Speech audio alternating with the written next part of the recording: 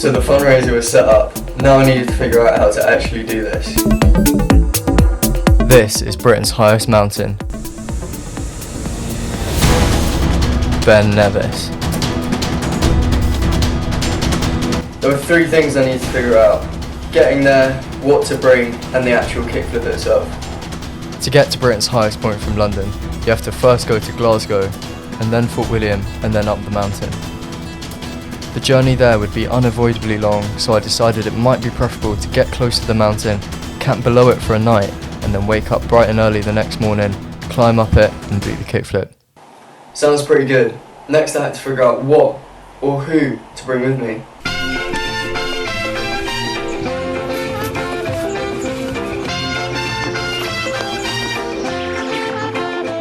I told my housemate Tom about my plan to see if he would be up for coming with me. I've never climbed a mountain before, but first time for everything. He seemed down for it, so a few days later we set off, not with much mountain experience, but with a board and a lot of determination to make this happen.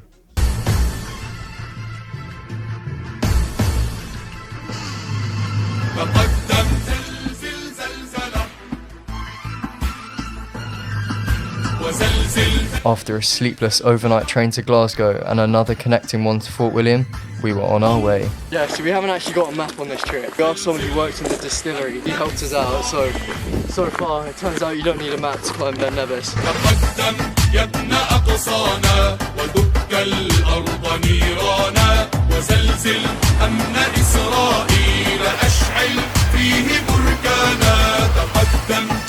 Camp right below Ben Nevis, ready to get up tomorrow morning and bang this kickflip.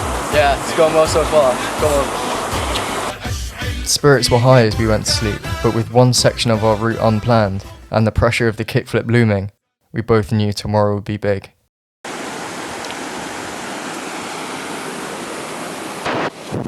bit of adventure food, come on bro.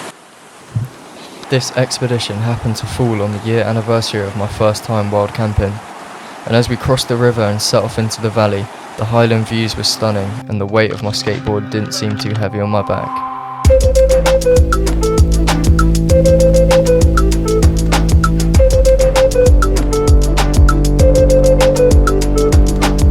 We followed the route through the valley until we were underneath the north face of Ben Nevis and there was no more path to follow. I knew there was a route on top of the ridge, but getting there would mean either turning back around or forging our own way up the side of the hill. Going up this very steep hill on loose rock instead of a path quickly took a mental and physical toll on both of us, but there's a reason why we knew turning back would never be an option.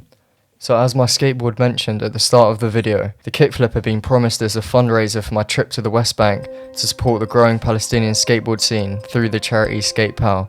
I've been skateboarding for almost a decade and it's undeniably been the biggest influence in my life. One of the best parts about skating is the almost tangible sense of community found in skateboarders all across the world. And in the West Bank it's no different.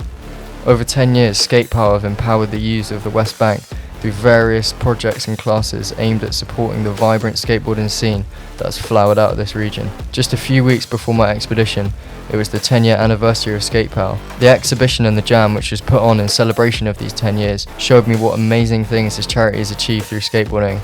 I became even more excited for my trip to the West Bank, and one thing became clear.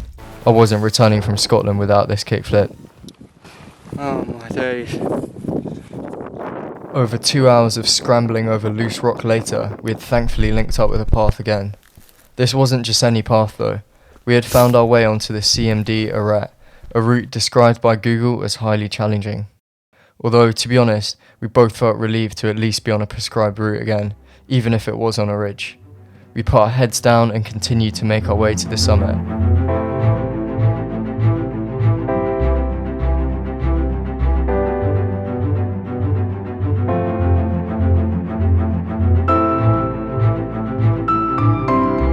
An hour of amazing 360 views later, and we were over the ridge. Final push to the summit. One boulder field later, and it would be time to get my skateboard out.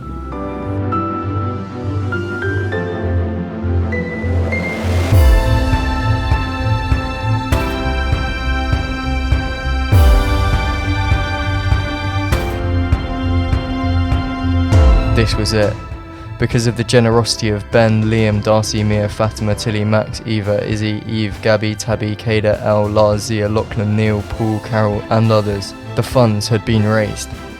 My skate shoes were on and I stepped on to Britain's highest point with my skateboard. I sent the first attempt. Not good. The next few tries weren't too much better, and although I stuck one, I descended from the plinth to take a breather and relaxed. Every big trick in skateboarding you have to block out the pressure and just focus on the movement of your body. And so, as if I was at my local park, I stepped back onto Britain's highest point, and it was completed. Skateboarding and mountain climbing successfully combined, and more importantly, we had come through for all of the people who believed in the mission and donated to the cause.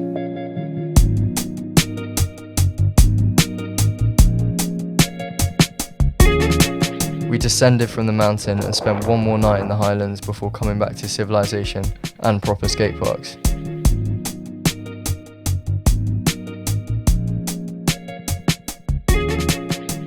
I hope you enjoyed watching as much as I enjoyed making this video, but none of this would have been done without SkatePal and all the generous people who donated to the cause.